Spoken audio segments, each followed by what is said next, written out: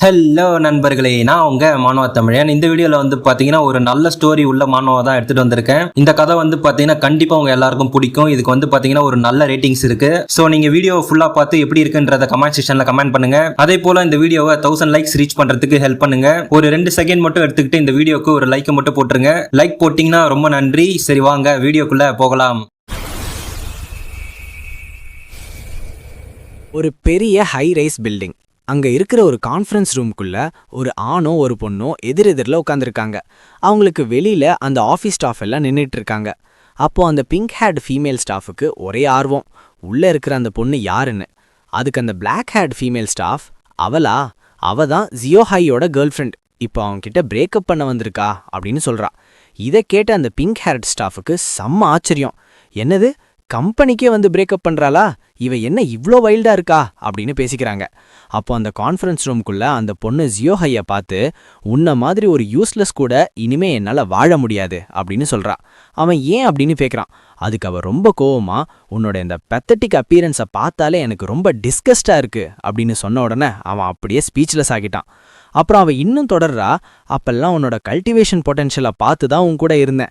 நீ ஒரு ஒழுங்கான கல்டிவேஷன் யூனிவர்சிட்டியில் சீட்டு வாங்கலனாலும் நீ ஒரு பெரிய கல்டிவேட்டர் ஃபேமிலியோட டிசெண்டன்ட்னு நினச்சேன். ஆனால் நாம இவ்வளோ நாள் ஒன்றா இருந்தோம், உன்னோட அந்த லீனியேஜ் இன்னும் டார்மெண்ட்டாக தான் இருக்கு அப்படின்னு சொல்கிறா. என்னோட அழகான 3 மாசத்தை உன்னால வேஸ்ட் பண்ணிட்டேன். இதனால எத்தனை இம்மார்ட்டல் ஏர்ஸை நான் மிஸ் பண்ணிட்டேன் தெரியுமா அப்படின்னு அவ கத்தும்போது அவன் ரொம்ப சின்னவனா ஃபீல் பண்ணுறான்.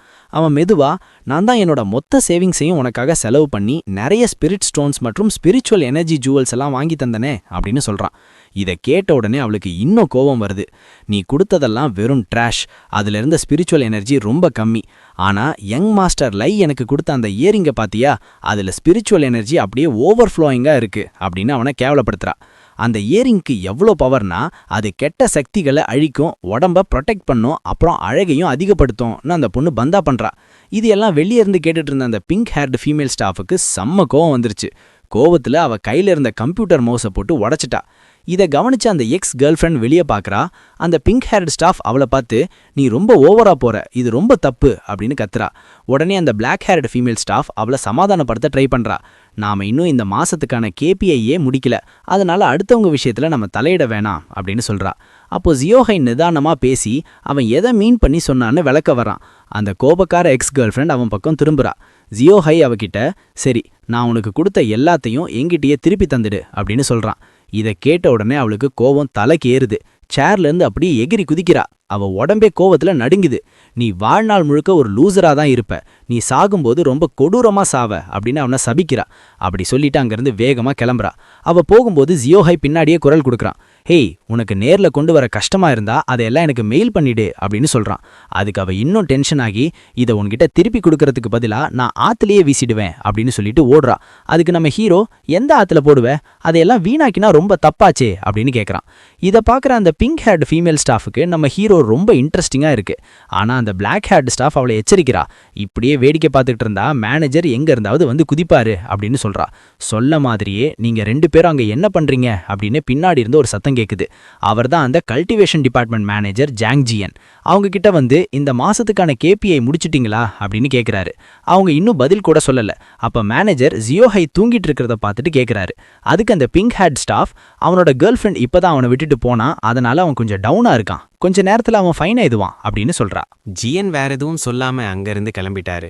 அன்னைக்கு ஈவினிங் நம்ம ஹீரோ பில்டிங் மொட்டை மாடியோட ஓரத்துல உட்காந்துருக்கான். அப்போ பின்னாடி இருந்து ஒருத்தர், நீ இன்னும் லஞ்ச் சாப்பிடலையா அப்படின்னு கேட்குறாரு. திரும்பி பார்த்தா அது மேனேஜர் ஜியன் தான். என்ன மூடு சரியில்லையா அப்படின்னு கேட்டுட்டு ரிலாக்ஸ் பண்றதுக்காக ஒரு ட்ரிங்க் கொடுக்குறாரு. நம்ம ஹீரோக்கு ஒரே பசில்டு. ஏன்னா இந்த ஆள் எப்பவும் ஹீரோவை பார்த்தா முறைச்சிக்கிட்டே இருப்பாரு, ஆனா இப்போ திடீர்னு இவ்வளோ நைஸா நடந்துக்கிறாரேன்னு அவனுக்கு ஒரே ஆச்சரியம். அந்த கேன்ல இருந்ததை குடிச்சு முடிச்ச உடனே நம்ம ஹீரோக்கு போதை தலைக்கு ஏறிடுச்சு. அப்படியே எழுந்து நின்று 2 கையையும் விரிச்சுக்கிட்டு கத்துறான்.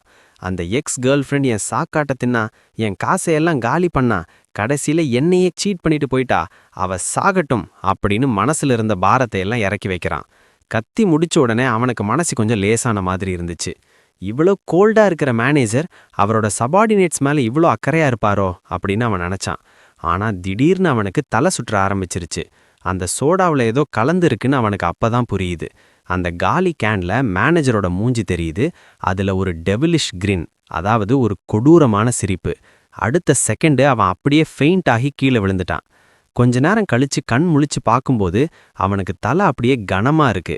ஆனா அவன் இருக்கிற இடத்த பார்த்து ஷாக் ஆகிட்டான். ஒரு பெரிய கிளிஃப், அதாவது மலை உச்சியோட ஓரத்துல அவனை சங்கிலியால கட்டி வச்சிருக்காங்க. அவன் முழிச்சதை பார்த்த மேனேஜர் ஜிஎன் அங்க நிக்கிறாரு. சார், ஏதோ மிஸ்டேக் நடக்குதுன்னு நினைக்கிறேன் அப்படின்னு ஹீரோ கேட்குறான். ஜிஎன் ஏதோ சொல்ல வரும்போது நம்ம ஹீரோ குறுக்க மறிச்சு, சார் எனக்கு இந்த எஸ்என்எம் பழக்கம் எல்லாம் கிடையாது அப்படின்னு லூஸா பேசுறான். இதை கேட்ட உடனே மேனேஜருக்கு செம்ம கோவம் வந்துருச்சு. ஹீரோவோட மூஞ்சிலே ஒரு குத்து விடுறாரு. இப்போ என்ன நடக்குதுன்னு பாரு அப்படின்னு சொல்லிட்டு அந்த மலைக்கு கீழே இருக்கிற இருட்டான பள்ளத்தை பார்க்க சொல்றாரு. அங்க 2 கண்கள் இவனை பார்க்கறது தெரியுது. அந்த இருட்டிலிருந்து மெதுவா ஒரு உருவம் வெளியே வருது. அது ஒரு பெரிய டிராகன். மேனேஜர் ஜிஎன் அந்த டிராகன் கிட்ட போய், மகாபிரபுவே, உங்களுக்கான பலியை இதோ நான் கொண்டு வந்திருக்கேன் அப்படின்னு நம்ம ஹீரோவை காட்டி கொடுக்கறாரு. அந்த டிராகன் கிட்ட மேனேஜர் என்ன சொல்றாருன்னா, இவன் இன்னும் அவேக்கன் ஆகலனாலும் இவன் உடம்புல அந்த பழங்காலத்து ஏன்ஷியன்ட் லீனியேஜோட ஸ்பிரிச்சுவல் ரூட் இருக்கு. அதனால நாம எப்பவும் கொண்டு வர்ற ஆடு மாடுகளை விட இவன் ரொம்ப டெலிஷியஸா இருப்பான் அப்படின்னு சொல்றாரு. இதுக்கு பதிலா அந்த டிவைன் டிராகன் மேனேஜர் கிட்ட ஒரு கண்டென்சேஷன் பில்லை கொடுக்குது. அதை வாங்கின உடனே மேனேஜருக்கு செம்ம குஷி. இதை வச்சு நான் அடுத்த லெவலுக்கு பிரேக் த்ரூ பண்ணிடுவேன் அப்படின்னு சொல்லிட்டு அங்கேருந்து கிளம்பிட்டாரு. மேனேஜர் போனதுக்கப்புறம் அந்த டிவைன் டிராகன் நம்ம ஹீரோவை பார்த்து கேட்குது, நீ சாகிறதுக்கு முன்னாடி உன்னோட லாஸ்ட் வேர்ட்ஸ் என்ன அப்படின்னு. ஹீரோ அந்த டிராகனை முறைச்சு பார்த்துட்டு, உன் வாய் ரொம்ப நாறுதுப்பா, என்னை சாப்பிட்றதுக்கு முன்னாடி முதல்ல ஒழுங்கா ப்ரஷ் பண்ணு அப்படின்னு சொல்கிறான். இதை கேட்ட உடனே அந்த டிராகனுக்கு செம்ம கோபம் வந்துருச்சு. நான் இந்த மேகங்களுக்கெல்லாம் தலைவன், 9 ஸ்வர்க்கத்துக்கும் ராஜா, இடி மின்னலோட அதிபதி, 4 கடல்களையும் ஆள்றவன். நான் 3000 வருஷம் இந்த ஆழத்துல தவம் பண்ணியிருக்கேன், 80,000 வருஷம் வானத்துல பறந்து திரிஞ்சிருக்கேன், என்கிட்டயே இப்படி பேசுற அப்படின்னு பெருமையா பேசுது. ஆனா பேசி முடிச்சதுக்கப்புறம் ஒரு சாதாரண மனுஷன்கிட்ட போய் இப்படி டென்ஷன் ஆகிட்டோமே அப்படின்னு அதுக்கு கொஞ்சம் எம்பாரஸ் ஆகிடுச்சு. பொதுவா இந்த டிராகன் பலி வர்றவங்களை ஒரே கடியில விழுங்கிருமா. ஆனா இப்போ நம்ம ஹீரோ மேல இருக்கிற கோவத்துல இவனை கொஞ்சம் கொஞ்சமா மென்னு சாப்பிடணும்னு முடிவு பண்ணுது.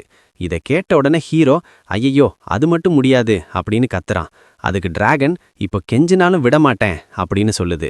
ஆனா நம்ம ஹீரோ என்ன சொல்றான்னா, இல்லப்பா, எனக்கு ஆத்லெட்ஸ் ஃபுட் இருக்கு, என்ன நீ மென்னு சாப்பிட்டனா உன் வாய் இன்னும் மோசமா நார ஆரம்பிச்சிரும், உன்னோட எக்ஸ் கேர்ள் ஃப்ரெண்ட் போட்டிருந்த நாத்தம் எடுத்த சாக்ஸை வாய்க்குள்ள வச்ச மாதிரி இருக்கும் அப்படின்னு சொல்றான்.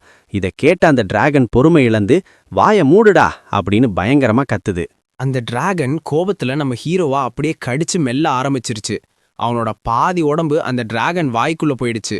ஐயோ கொஞ்சம் வலிக்குதே அப்படின்னு ஹீரோ கத்துறான். ஆனா அவனோட மூஞ்ச பார்த்தா அந்த வலியை அவன் எவ்வளோ தாங்கிக்கிறான்னு புரியுது. அந்த நேரத்துல அவனோட கையில ஒரு மார்க் தெரியுது.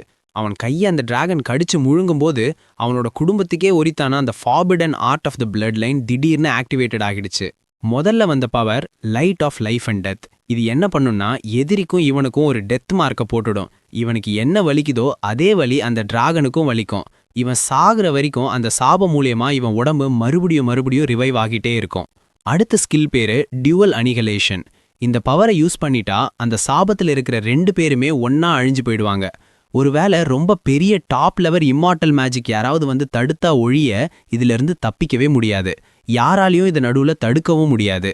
திடீர்னு டேய் என்ன உளறிட்டு இருக்க அப்படின்னு ஒரு டீச்சரோட சத்தம் கேக்குது. ஹீரோ கண்ணை திறந்து பார்த்தா அவன் ஒரு கிளாஸ் ரூம்குள்ள இருக்கான். அந்த டீச்சர் இவனை பார்த்து, உன்னை 7 ஆர்ட்ஸ் ஆஃப் பாடி ரிஃபைன்மெண்ட்டை சொல்ல சொன்னா நீ என்னடானா சாபம் மரணம்னு கதை சொல்லிட்டு இருக்க அப்படின்னு திட்டுறாரு.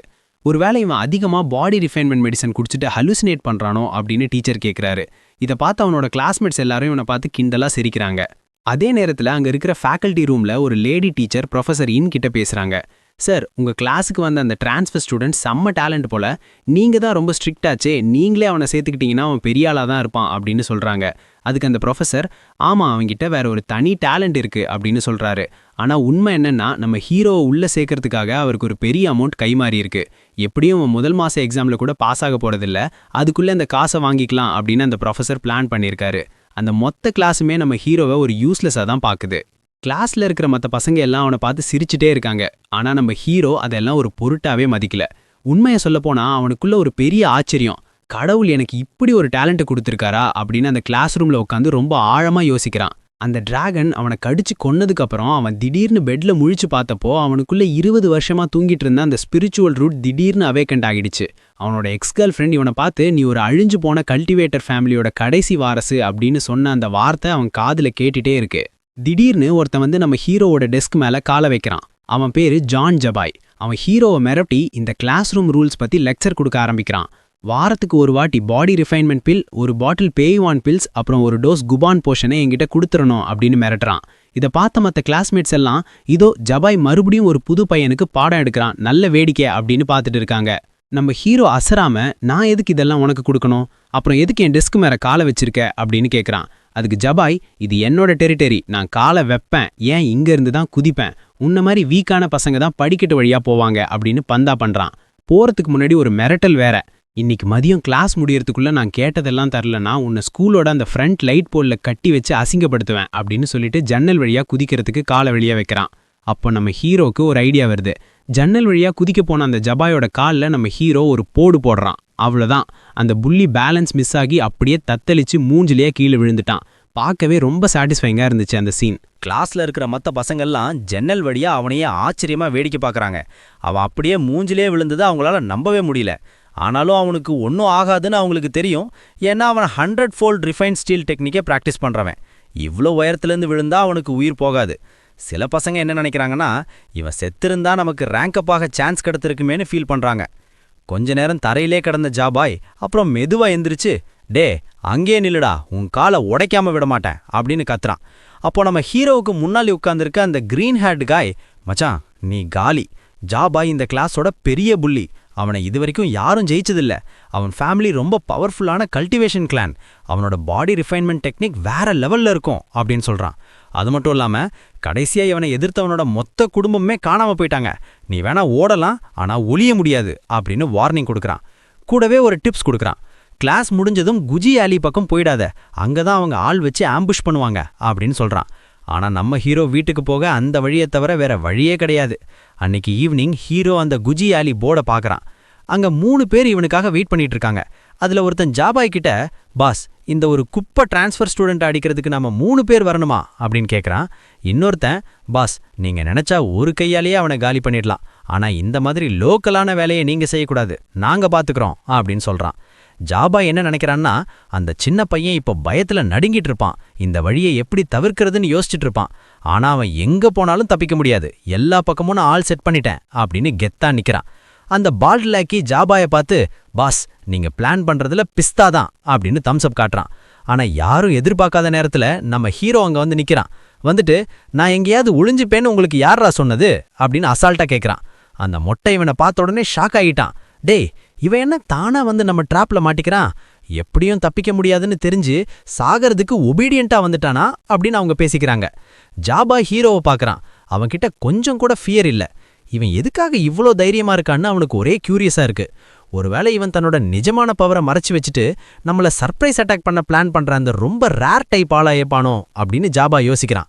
நம்ம ஹீரோ அவங்கள பார்த்து, டேய் ஸ்கூல் கேட்ல வச்சு மிரட்டக்கூட தைரியம் இல்லாத கோழைகளா நீங்க, யாரையாவது ஆம்புஷ் பண்ணணும்னா மட்டும் இவ்வளவு தூரம் இந்த சந்துக்கு தேடி வருவீங்களா, இங்க வர்றதுக்குள்ள எனக்கு கால் வலிச்சது தான் மிச்சம் அப்படின்னு கிண்டல் பண்றான். சரிடா தைரியம் இருந்தா என்கிட்ட வாங்கடா அப்படின்னு சவால் விடுறான். இதை கேட்ட உடனே அந்த லாக்கி ஒருத்தனுக்கு செம்ம கோபம் வந்துருச்சு. ஓடி வந்து ஹீரோவை ஒரு உதை விடுறான். அந்த உதையில ஹீரோ பறந்து போய் அங்க இருந்த செவுத்துல மோதினான். அந்த செவுத்துல ஒரு பெரிய பள்ளமே டென்ட் விழுந்துருச்சு. என்னடா இவன் இவ்ளோ திமிலா வந்தான், ஆனா ஒரு உதைக்கே இவ்ளோ வீக்கா இருக்கானே அப்படின்னு அவங்க யோசிக்கிறாங்க. ஜாபாயும் இவன் வெறும் ரூக்கி தான், நாம தான் தேவையில்லாம அதிகமா யோசிச்சிட்டோம் அப்படின்னு முடிவு பண்ணிட்டான். ஹீரோ மூஞ்சியெல்லாம் ரத்தத்தோட தரையில விழுந்து கிடக்குறான். ஜாபாய் அவன் பக்கத்துல வந்து, டே இது எனக்கு கொஞ்சம் கூட வலிக்கலடா, இதை போய் 5th ரிஃபைன்மெண்ட்னு சொல்ற, ஏதோ ராத்திரி முழுக்க கையடிச்சிட்டு வீக்கா இருக்கிற ஒரு லூசரோட ஓத மாதிரி ரொம்ப சாஃப்டா இருக்கு அப்படின்னு அசிங்கமா பேசுறான். நம்ம ஹீரோ அப்படி பேசின உடனே அந்த புள்ளிக்கு செம்ம காண்டாயிடுச்சு. ஹீரோ உயிர் போற வரைக்கும் அவனால வெயிட் பண்ண முடியல. அவன் தலையை உதச்சே செதைக்கணும்னு வெறியோட வரான். அங்க ரத்தம் அப்படியே செதறுது. ஆனா அடுத்த செகண்டே அங்க ஒரு குழப்பம். ஜாபாயும் அந்த மொட்டையாலும் அப்படியே பயத்துல உறைஞ்சு போய் நிக்கிறாங்க. ஏன்னா அந்த அடிச்சவனோட காலு துண்டாகி அவங்க முன்னாடி வந்து விழுது. அவன் தரையில விழுந்து மரண பயத்துல கத்துறான். அந்த வெட்டுப்பட்ட கால்ல இருந்து ரத்தம் கொட்டுது. ஆனா நம்ம ஹீரோ அவனை பார்த்து, என்னடா ஒரு காலை தொலைச்சிட்டு நிக்கிற அப்படின்னு கேலியா சிரிக்கிறான். அந்த நேரத்துல எதிர்பாராத விதமா ஒரு பொண்ணு அங்க வர்றா. அவ அப்படியே நம்ம ஹீரோக்கு முன்னாடி வந்து நிக்கிறான். கண்ணு இமைக்கிற நேரத்துல அவ எப்படி இங்க வந்தான்னு ஜாபாயால நம்பவே முடியல. அந்த பொண்ணு திரும்பி கூட பார்க்கல. ஆனா அதுக்குள்ள அந்த மொட்டையால் அவளை அட்டாக் பண்றான். ஜாபாய், அங்க லீத்தல் மூஸ் எதுவும் யூஸ் பண்ணாத, மொத்த ஏரியாவும் அழிஞ்சிரும் அப்படின்னு கத்துறான். ஆனா அவன் கேட்கல. அவனோட death by purple gold club அப்படிங்கிற அட்டாக்க பண்றான். அங்க ஒரு பயங்கரமான எக்ஸ்ப்ளோஷன், வெடிப்பு நடக்குது. அந்த லூசு பையன் சுத்தி இருந்த எல்லா வீடுகளையும் அழிச்சிட்டான். இப்ப வீட்டுக்கு போனா எங்க அப்பா செம்ம திட்டுவாரேன்னு ஜாபாய் பயப்படுறான். கொஞ்ச நேரத்துல அந்த புகையெல்லாம் அடங்குது. அந்த மொட்டையாளுக்கு செம்ம ஷாக். ஜாபாயும் வாயடைச்சு போய் நிக்கிறான். அந்த பொண்ணோட தலையில அந்த கிளப் பலமா இறங்கியிருக்கு. ஆனா அவளுக்கு ஒரு சின்ன கீறல் கூட இல்ல. இந்த சீனுக்கு கொஞ்ச நேரத்துக்கு முன்னாடி ஒரு மிதக்கிற தீவுல ஒரு பழைய மரத்துக்கடியில அந்த சில்வர் ஹேட் உமனும் ஒரு வெள்ளை நாரையும் உட்காந்து சீன செக்கர்ஸ் விளையாண்டுட்டு இருக்காங்க.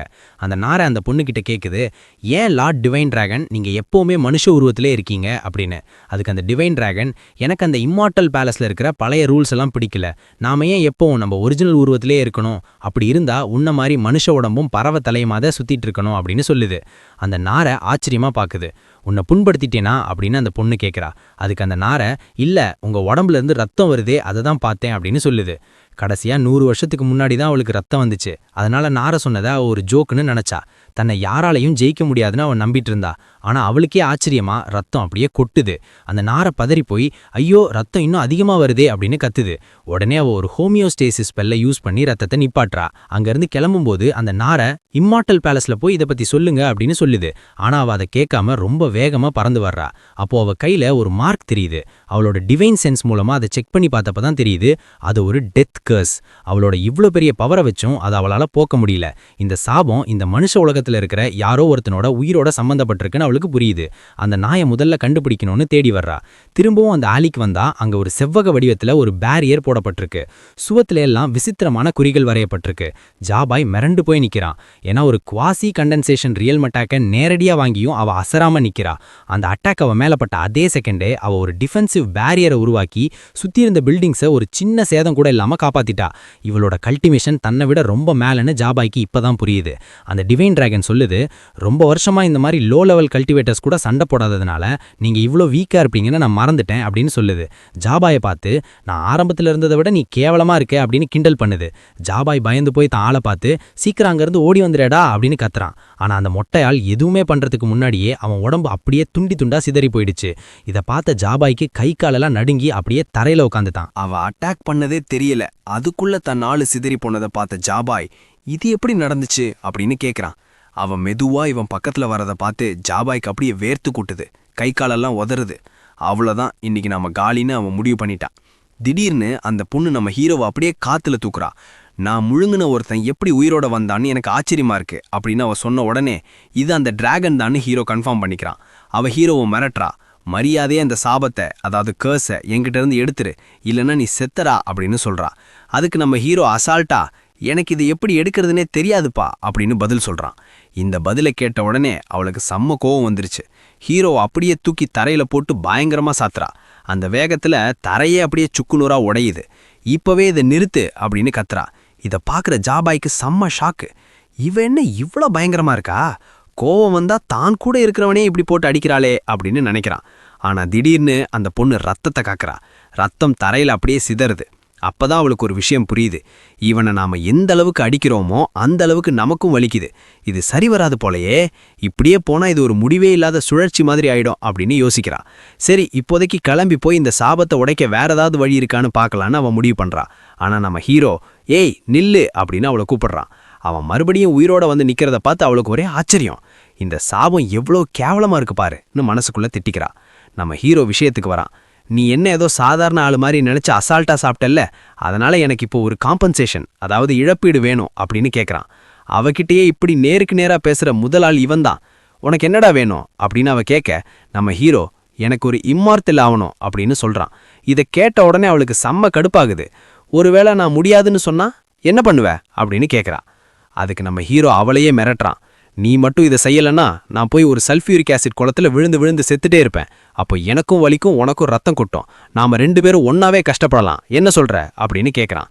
இதை கேட்ட உடனே அந்த டிராகன் பொண்ணுக்கு கோபம் தலைக்கு ஏறுது. ஒரு சாதாரண மனுஷன் என்னையே பிளாக்மெயில் பண்றானா அப்படின்னு வெறியாகிறா. அந்த பொண்ணு முதல்ல என்ன யோசிச்சான்னா, இவனை அப்படியே ஃப்ரீஸ் பண்ணி ஒரு இடத்துல பூட்டி வச்சிடலாம், அப்புறம் நாம நிதானமா இந்த சாபத்தை உடைக்கிற வழியை தேடலான்னு நினைச்சா. அவளுக்கு தான் கையில நிறைய டைம் இருக்கே. ஆனா நம்ம ஹீரோ அதுக்கும் ஒரு கவுண்டர் மெஷர் வச்சிருந்தான்.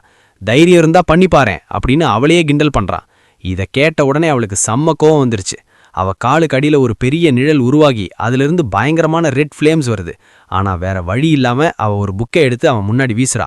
ஒரே ஸ்டெப்ல இம்மார்டாலிட்டி அடையிறதெல்லாம் முடியாத காரியம், இந்தா இதை வச்சுக்கோ அப்படின்னு சொல்றா. அது ஒரு பேசிக் கல்டிவேஷன் மேனுவல். உன்ன மாதிரி டேலண்ட்லெஸ்ஸாக இருக்கிற ஒருத்தனுக்கு இதுதான் கரெக்டாக இருக்கும். இதை வச்சு நீ பெரிய இம்மார்ட்டல் ஆக முடியலனாலும் ஒரு நல்ல யூனிவர்சிட்டியில் சீட் வாங்கிடலாம். அப்புறம் சாப்பாட்டுக்கோ துணிக்கோ நீ கஷ்டப்படவே வேணாம் அப்படின்னு சொல்கிறா. அந்த புக்கோட கவரில் அட்வான்ஸ்ட் பேமெண்ட் ஆஃப் ஸ்கில்ஸ் அப்படின்னு போட்டிருக்கு. அதை பார்த்த உடனே நம்ம ஹீரோக்கு புரிஞ்சிருச்சு இது ஏதோ ஒரு பயங்கரமான டெக்னிக்னு. ஆமாம், என்னோட கல்டிவேஷனை ஏற்றுறது தான் இப்போதைக்கு சரியான வழி அப்படின்னு அவன் ஒத்துக்கிறான்.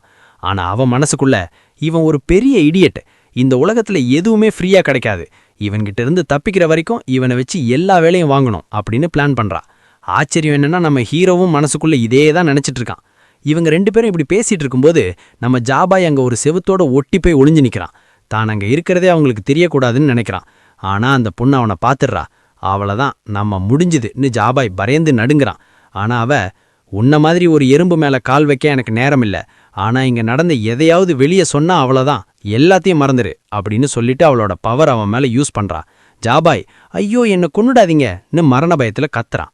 திடீர்னு அவன் கண்ணை திறந்து பார்த்தப்போ அவனோட பாடி கல்டிவேட்டர் இன்ஸ்ட்ரக்டர் அவன் மேலே கத்திக்கிட்டு இருக்காரு. எக்ஸாம் ஹாலில் கொஞ்சம் அடக்கமாயிடுறா அப்படின்னு திட்டுறாரு. நம்ம ஹீரோவுக்கு நேற்று என்ன நடந்துச்சுன்னு ஒரு துகள் கூட ஞாபகம் இல்லை. அவன் மூளையே அப்படியே ஒரு மாதிரி மெஸ்ஸாக இருக்குது. இன்னைக்கு என்ன நடக்குது, நாம் என்ன பண்ணணும்னு கூட அவனுக்கு தெரியல. அந்த இன்ஸ்ட்ரக்டர் என்ன சொல்கிறாருன்னா, இது இந்த செமஸ்டரோட முதல் மந்த்லி எக்ஸாம், எல்லாரும் உங்களோட பெஸ்ட்டை கொடுங்க அப்படின்னு சொல்கிறாரு. யாரெல்லாம் ரேங்கிங்ஸில் கடைசி இடத்துல இருக்காங்களோ அவங்களுக்கெல்லாம் ஆபத்து. ஏன்னா ஸ்கூல் அவங்கள வெளியில் போக சொல்லி அட்வைஸ் பண்ணிடும். உங்களோட ஃப்யூச்சருக்காக எல்லாரும் வேகமாக போங்க, பாடி கல்டிவேஷன் ப்ரொஃபிஷியன்சி டெஸ்ட் ஆரம்பிச்சாச்சு அப்படின்னு கத்துறாரு. நம்ம ஹீரோவுக்கு ஒரே ஷாக். என்னது, முதல் வாரத்திலே மந்த்லி எக்ஸாமா? கடந்த சில நாட்களாக இவங்க கிளாஸில் எதுவுமே நடத்தலையே அப்படின்னு நினைக்கிறான்.